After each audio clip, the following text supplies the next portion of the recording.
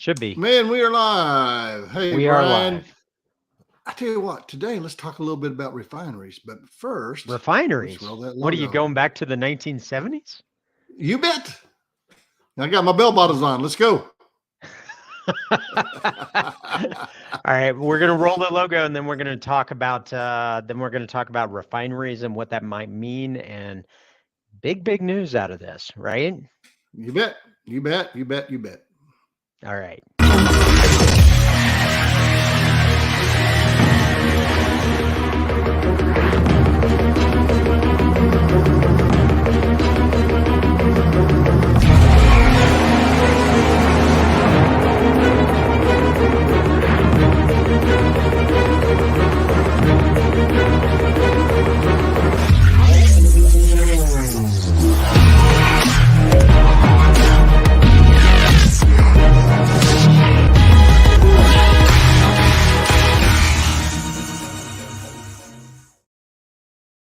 All right. So, hey, Brian, you know what I love about this crazy flyover state that I live in called Oklahoma?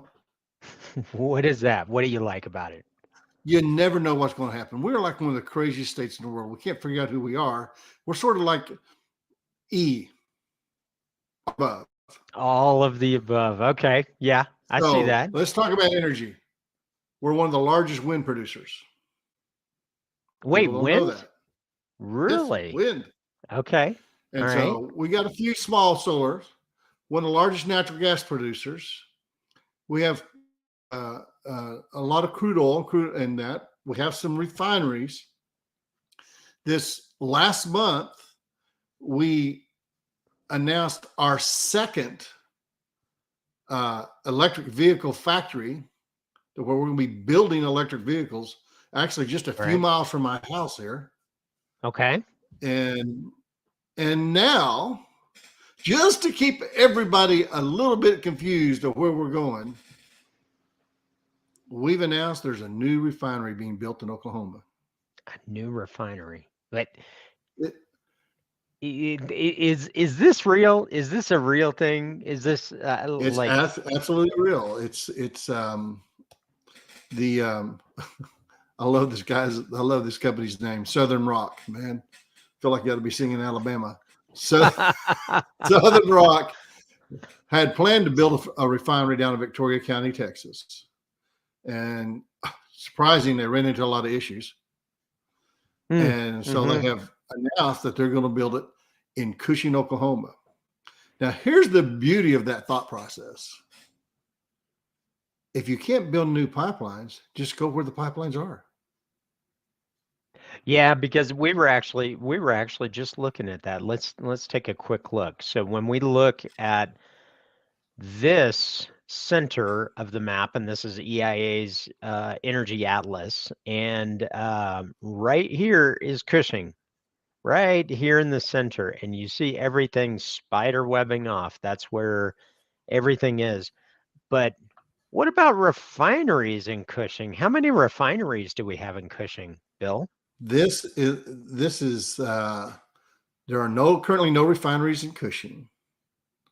But Wait, this what? will be no refineries in Cushing.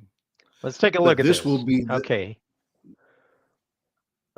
Yeah, because you got Cushing right here, and there's Tulsa, and a little north of there you got Ponca City, right? Well, no, that right there is probably Coffeyville.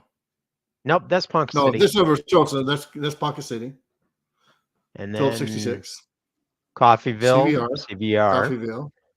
So remember, you got Cushing right here, and then you've got, what is this one? This one is Wynnewood. Yeah, and Wynnewood should be CVR, and Ardmore should be Valero, if I remember right. Yeah, I believe that's accurate. But what's amazing, when you go to the west, you have to deal with McKee Refinery for the Panhandle stuff. And then the sour stuff goes to Borger, Texas. Yep, right over here. So the positioning of this right in Cushing is amazing. And so what that's probably going to do is it's probably going to make it a little bit better for producers because they're going to get a higher net back because it's going to be closer to market. And Right. but it's So also it's going to drive up the costs, the feedstock costs for all those surrounding refineries, Tulsa, Ponca City, down here in Wynnewood, and what's that? so it's going to be Ardmore, a Coffeyville. it's going to be a 250,000 barrel refinery, barrels per day. Whoa, that's Uh, huge. so what's interesting is most refinery has to have a lot of storage, but you know how much storage is already in Cushing, Oklahoma right now? Want that A lot. guess? Yeah, over A 70 lot. million However, barrels. a lot, but it can still reach a capacity. We had that problem during COVID. So yeah, but it Um, reaches pipeline capacity more than storage capacity. yep. Pipeline capacity That and storage capacity. Yep.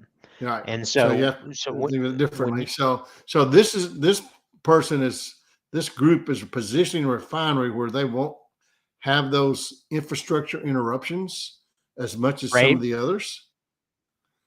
And so it is, believe it or not, I believe it's the 54th, 54th refinery that's been located at Cushing.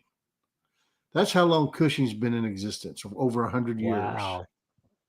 And Hey, so you now, know of what's course, we're fascinating is they're in a also day. targeting light crude oil. They're also targeting the type of supply that is. They're targeting U.S. crude oil. That's what I mean. Is when you look, there have been over the last, well, heck, Bill, the 1970s. That's 50 years ago. We're approaching 50 years since the last refinery, right? Yes. Yes. So, so when So we I got think I 50, can't remember, it was 1974 or 1977. I think was the last refinery that was so we're built in the approaching, U.S. Now, some of them have expanded and they've had some upgrades and stuff like that, but not a new greenfield refinery. yeah. So what's fascinating about this is over that time period, both you and I have been in the industry the majority of that time frame. We realized that there have been a lot of refineries proposed. None really went through, but most of those were targeting foreign crude. So what's fascinating Right. is this one is targeting light crude oil, which is plentiful in supply because most of the US supply is lighter. So we do have some So heavier what's areas in California and Utah, right? but most of the producing basins Most of the produce new them crude oil lighter. is light. Right. And So what's interesting about this, these guys are thinking this through. So I'm really interested to learn more about Stephen Ward guy, who's sort of leading it in the Southern Rock group, because they are uh, using renewable energy technology inside the refinery, and they right here, it says the will reduce and eliminate 95% of the greenhouse gas emissions while producing 91 million barrels or um, the 91 barrels per year, 91 million barrels per annual worked at the 250,000 a day. cleaner. Um, Yep. and And it looks like they're going to be producing some green hydrogen as well.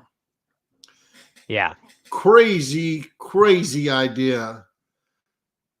And it's the G Rogue idea. I would love that this was, I mean, we'd probably sell our name to them, Energy Rogue, because they're thinking outside the box. They're in both camps. How does that happen? well, we're not selling the name because we actually have a product. It's only $89 a month, and these charts are included in Oh, there where you can actually look and see where terminals are. Petroleum product terminals, and you can see where rail terminals, refineries, as well as you can look at fancy things like forward pricing. You can look at the daily unmasking, which includes a video that Bill and I do for our customers every week. So you can look at the forward strip pricing for crude oil, natural gas, all the NGL products. And on the daily unmasking, you even have this technical indication. Natural gas was bearish, and WTI is bullish after going bearish. So it's bullish to neutral. yeah. So I think what I'm trying to say is that even though we've probably had 1 million barrels of refining go away in the last couple of years, this is the first one moving the other direction. If it's successful, it may be setting a new standard that would be more palatable to people. Yeah. To be able to replace the refine, because bottom line, based on our usage right now, we are short refining. That's just how it is. Yep. And so we are importing refined products into the country. And by the way, for those of you that even use a lot of diesel, the reason your diesel is high is because we export it to Europe. So, Brian, pretty interesting thing, new refinery. Hey, listen. Yeah, as much as we talk about $3 or $4 gas, I mean, over in Europe, I mean, what is the equivalent, like $9, $10, $11 a gallon in Europe? Actually, they sell by the liter, so you always have to do all those conversions. But no, I know. Last time I did the conversion, it was probably about three to four times. 3 to 4 times. You know what's interesting though? If you take a look at that, most of that was taxes. Most of that was taxes. For real? For real. I did not know that. Yeah.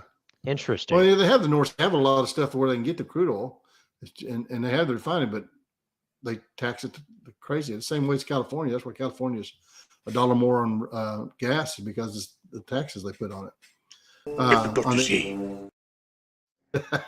It is, and that's what they want. No, now we're going back to my conspiracy theories. I'm sorry about that. So we might get different listeners. Yeah, yeah, they all might have like 3 initials in their name. So yeah, well, folks, listen, it's exciting news to Oklahoma for the economic benefit, but the exciting news is that I believe it was Mark Twain said this when there was a report of his death, and so I would say this on the report of the death and oil and gas business. The reports of my demise are strongly exaggerated. So we ain't dead yet. Right. Well, so take a look at how this is going to impact the markets. And again, if you're interested in learning a little bit about Rogue Edge, and that is a product that we sell subscriptions to for $89 a month. If you're curious about it, you can drop us an email or book a meeting directly with Bill and Brian, and we'll be happy. Or if you want us to do a video on it, give us a holler. And yeah, and actually we watch the comments. So if you put something in the comments, and we do apologize to, I don't know your name, but I know you don't like that intro. We will get to that at some point. We will shorten it. But we listen to all the comments. So if there's something you'd like us to feature, we have every angle of the energy complex inside the United States, and we're here to help you. So reach out, drop us an email. Do like and subscribe, because that's the only way other people get to learn about us. And we like sharing this, and so that you can learn a little bit more about the energy complex and where the market may go as a result of that. So that's all I had. You got anything? No, I've got it. That's all I've got for right now. Okay. Well, listen, folks, thanks so much. Hope you are having a great week, and reach out to us if you got any questions. Have a good day.